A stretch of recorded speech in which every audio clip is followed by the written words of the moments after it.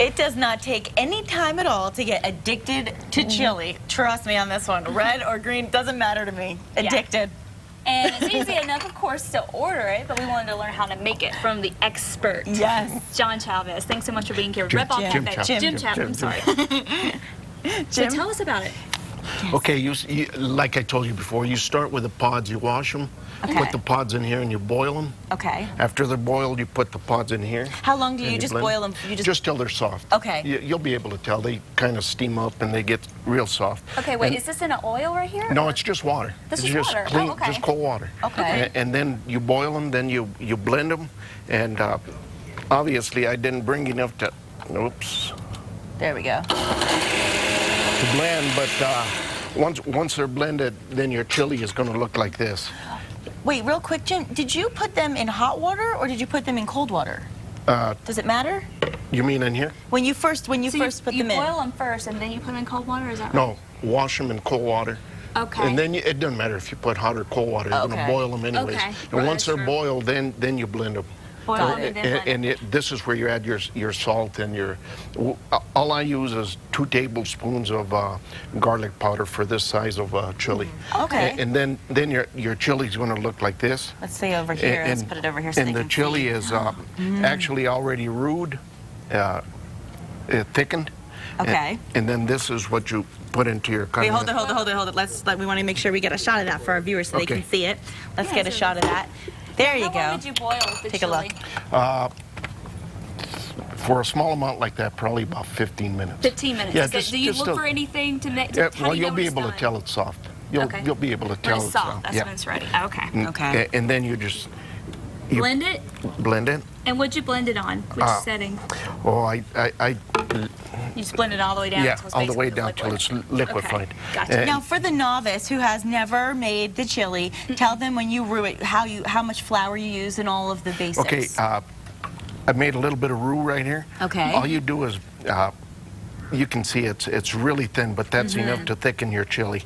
Okay. And if it isn't enough, you can make a little bit more and add a little bit more as it boils. Okay. Add it slow so it doesn't ball up on you. All right, now you guys are talking about roux, throwing it out there. I don't know what roux is. What is roux? It's just flour and water.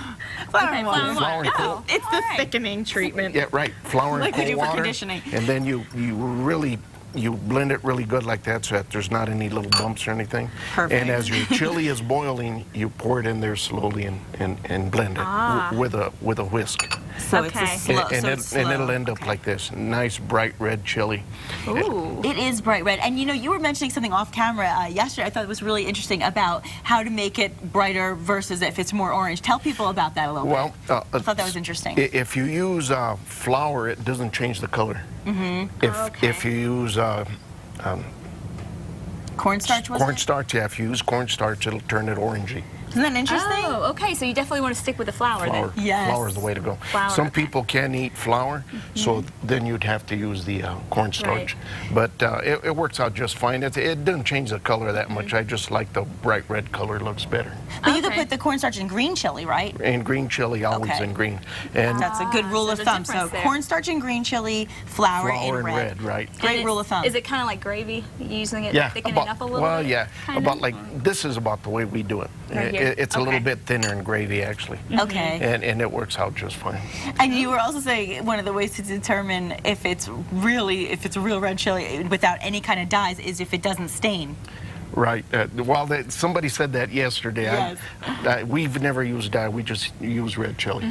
And depending on the chili, you shouldn't need to. No. How bright red it is. If the chili is air dried, it's brighter red. If it's oven dried, it turns kind of like a maroon. Isn't that interesting? Oh, all right. Which is better? Which tastes better? No, they taste Does it about the matter? same. Just that they look a little different. Okay. The oven dried is more towards the maroon side. Maroon color. Yeah. Okay. And for anybody that missed earlier when you were speaking to Kristen, tell everybody about what you're putting the chili on so they know. This is a pork roast, and we boil it, take all the water out of it, and then once it's boiled, it just falls apart on you. And that's what your carne adovada is. It kind of reminds me of like barbecue, but instead we're using chili. If you really wanted to, we're going to let this marinate till Thursday, and then I'll come in and we'll make some burritos. But if you really wanted to, being that the chili's already cooked, the meat's already cooked. You could actually eat it right away. Really? Right. Okay, but it's just always better if you let it sit for a little Sure. bit and get all those juices. And let it marinate overnight.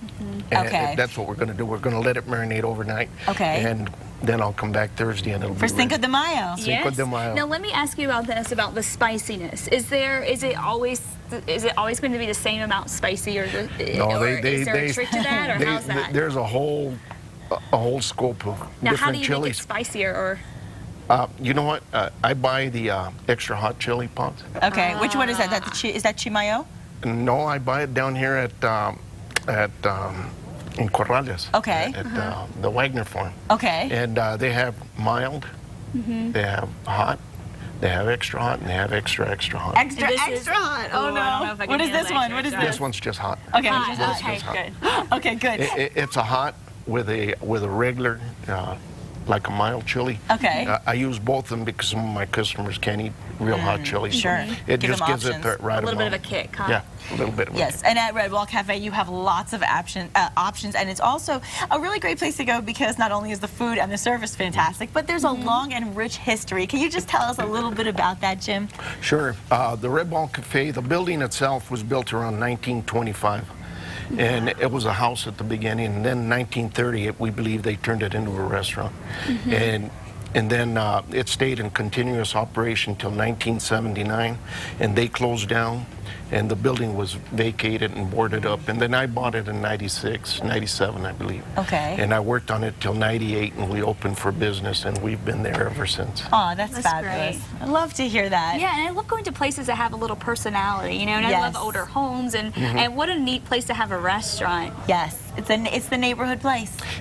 Barelas is, I was going to tell you, when you guys were talking about Old Town, we found out that Barelas was actually, people started to settle from there from the north actually 2 years before Old Town.